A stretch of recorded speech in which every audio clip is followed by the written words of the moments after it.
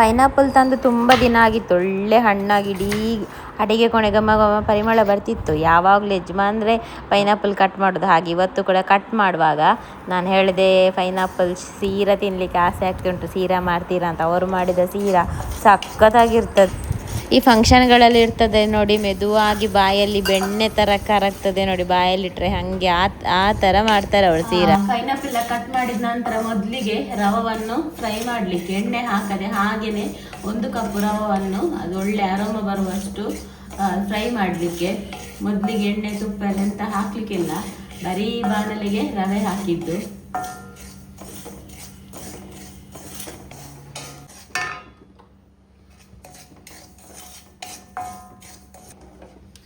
ಒಳ್ಳೆ ಫ್ರೈ ಆದಮೇಲೆ ರವನ್ನು ತೆಗೆದು ಸೈಡಿಗೆ ಇಡಬೇಕು.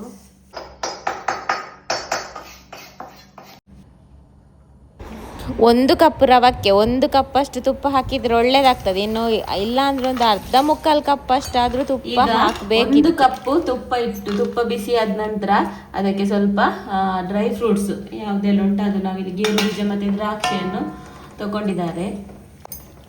ಸ್ವಲ್ಪ ಅದನ್ನು ಫ್ರೈ ಮಾಡಬೇಕು.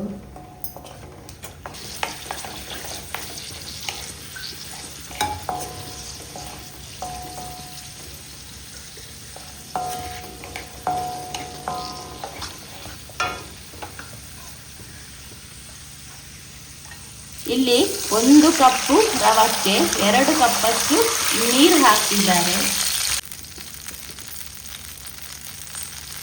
ಉಪ್ಪಿಗಿಂತ ರುಚಿ ಇಲ್ಲ ಅಂತ ಒಂದು ಮಾತಿದೆಯಲ್ಲ, ಅದಕ್ಕೆ ಸ್ವಲ್ಪ ಚಿಟಿಕೆಯಷ್ಟು ಉಪ್ಪು. ನೀವು ಬೇಕಾದ್ರೆ ಹಾಕ್ಬೋದು, ಬೇಡ ಅಂದ್ರೆ ಸ್ಕಿಪ್ ಕೂಡ ಮಾಡ್ಬೋದು ಅಲ್ವಾ ಯಜಮಾನ್ರೆ?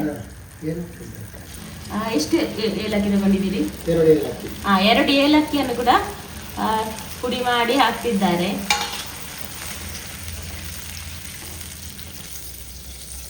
ಈಗ ನೀರು ಕುದಿಲಿಕ್ಕೆ ಶುರುವಾಗುವಾಗ ಇಲ್ಲಿ ಫ್ರೈ ಮಾಡಿಟ್ಟಂತ ರವೆ ಉಂಟಲ್ಲ, ಗ್ಯಾಸನ್ನು ಲೋ ಫ್ಲೇಮಿಗೆ ಹಾಕಬೇಕಂತೆ.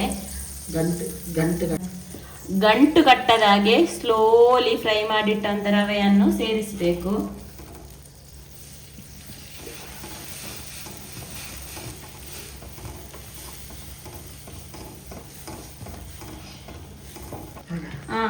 ಹಾಗೇನೆ ಕಟ್ ಮಾಡಿಟ್ಟ ಪೈನಾಪಲ್ ಅನ್ನು ಕೂಡ ಸೇರಿಸಿ, ಪೈನಾಪಲ್ ಕೂಡ ಜೊತೆಗೇನೆ ಹಾಕಬೇಕು ರವೆ ಹಾಕಿದ ತಕ್ಷಣ. ಹಾಗೇನೆ ಸಕ್ಕರೆ, ನಾವಿಲ್ಲಿ ಸ್ವಲ್ಪ ಸ್ವೀಟ್ ಕಡಿಮೆಗೋಸ್ಕರ 3/4 ಕಪ್ ತಗೊಂಡಿದ್ದೇನೆ. ನಿಮಗೆ ಸ್ವೀಟ್ ಕಡಕ್ಕಿರ್ಬೇಕಾದ್ರೆ ಫುಲ್ 1 ಕಪ್ಪಿಗೆ 1 ಕಪ್ ಸಕ್ಕರೆ ಹಾಕ್ಬೋದು. ಇಲ್ಲಿ ನಮ್ದು ಪೈನಾಪಲ್ ಕೂಡ ಒಳ್ಳೆ ಹಣ್ಣಾಗಿದೆ, ಸ್ವೀಟ್ ಉಂಟು, ಹಾಗಾಗಿ ಸ್ವಲ್ಪ ಸಕ್ಕರೆ ಕಡಿಮೆ ಮಾಡಿದ್ದಾರೆ ಅಲ್ವಾ?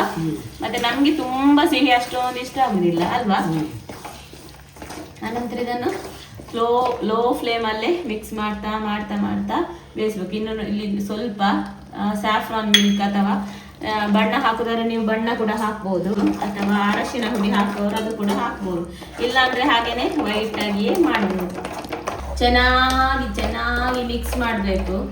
ಮಿಕ್ಸ್ ಮಾಡ್ತಾ ಲೋ ಫ್ಲೇಮಲ್ಲಿ ಇದು ಮಾಡುವಂಥದ್ದು, ಲೋ ಫ್ಲೇಮಲ್ಲೇ ಮಿಕ್ಸ್ ಮಾಡ್ತಾ ಇದನ್ನು ಸ್ವಲ್ಪ ಗಟ್ಟಿ ಮಾಡಬೇಕಾ.